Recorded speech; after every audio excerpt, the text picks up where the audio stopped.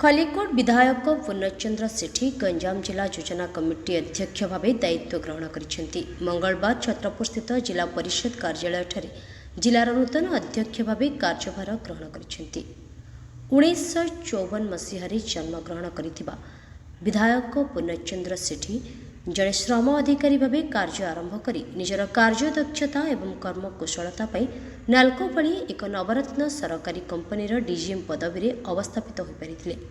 कर्मक्षेत्र में सफलतार शीर्ष में रही बेले जनसेवा मन बलाई 2009 मसीह चाकरी इस्तीफा दे खलिकोट निर्वाचन मंडली निर्वाचन लड़ी विजयी होते। विधायक भाव निर्वाचित होगापर विधानसभा स्टैंडिंग कमिटी, नीतिशास्त्र committee, subordinate selection committee, petition कमिटीर सदस्य भाव निजर कार्यदक्षता प्रतिपादित करते। 2014 मसीह पुणी थे खलिकोट विधायक भाव निर्वाचित होते। 2019 मसीह टिकेट्रु वंचित होते सुधा 2024 मसीह बीजेपी टिकेट्रे एही खलिकोट निर्वाचन मंडली निर्वाचन लड़ी विजयी होते। चलित विधानसभार उच्च शिक्षा, विद्यालय और गणशिक्षा, क्रीड़ा, सूचना प्रजुक्ति, विज्ञान और प्रजुक्ति विद्या विभाग भली गुरुत्वपूर्ण विभागर स्थायी कमिटीर सदस्य भाव पूर्णचंद्र सेठी निजर दक्षता प्रतिपादित करछन्ति। गंजाम भली बृहत और गुरुत्वपूर्ण जिलार उन्नति कल्पे पूर्णचंद्र सेठी पूर्ण प्राण कार्य करिवे बोली दायित्व ग्रहण करिबा परे गणमाध्यम को जणाइछन्ति।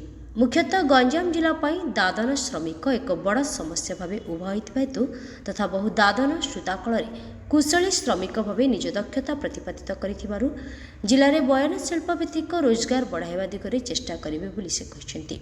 दिगपहंडी विधायक डॉ सिद्धांत महापात्र, ब्रह्मपुर विधायक के अनिल कुमार, कविसूर्यनगर विधायक प्रताप चंद्र नायक, छत्रपुर विधायक कृष्णचंद्र नायक, जिला बीजेपी सभापति सरोज सावत, बीजेपी नेता अरुण पंडा समेत बहुदलीय नेता कर्मी पुष्पगुच्छ दे पूर्णचंद्र सेठी को संबर्धित करते। गंजाम जिलाफल वी कीर्तिवासन, जिला मुख्य उन्नयन अधिकारी समीर कुमार जेना, जिला योजना और समन्वय विभाग अधिकारी माने उपस्थित थे।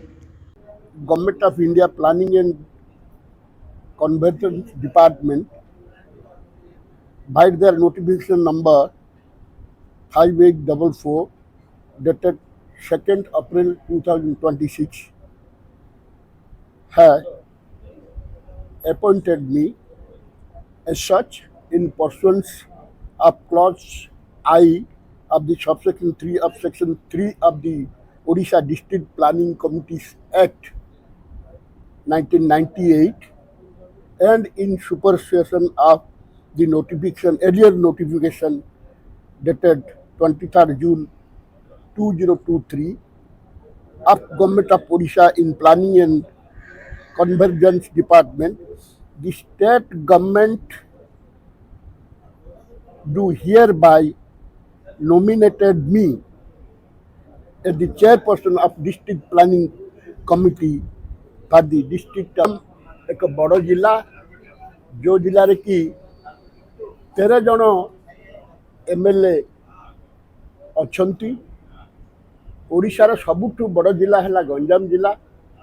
ये गंजाम जिलार गुरु दायित्व को आमर प्रिय मुख्यमंत्री श्रीयुक्त मोहन चरण माझी एवं राज्यसभा मेंबर तथा भारतीय जनता पार्टी ओडिशा शाखार सभापति मत जो गुरु दायित्व देइचंती मुझे संपूर्ण भाव निभाई चेष्टा करी।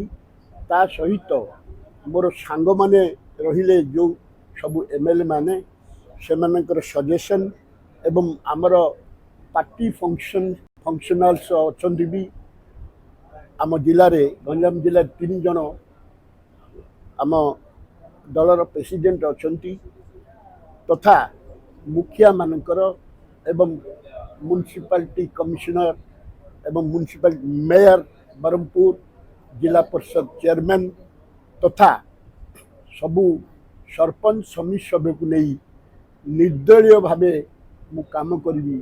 1 लक्ष्य मोर जे आमर गंजाम जिला मो गंजाम जिला जमी ओडिशा मानचित्र यही उन्नतिमूलक काम आगे रही।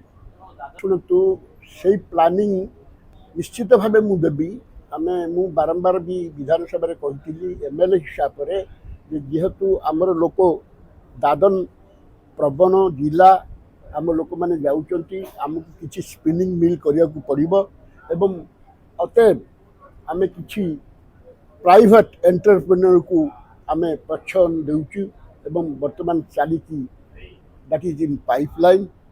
ତା ସହିତ ଆମେ କ'ଣ କରିପାରିବା ଡିଷ୍ଟ୍ରିକ୍ଟର, ମୁଁ ନିଶ୍ଚିତ ଭାବେ ଆମର ଓଡ଼ିଶା ସରକାରଙ୍କୁ ଅନୁରୋଧ କରିବି, ଅବଗତ କରିବି, ଯେମିତି ଆମ ଲୋକମାନେ ଭଲରେ ରହିବେ।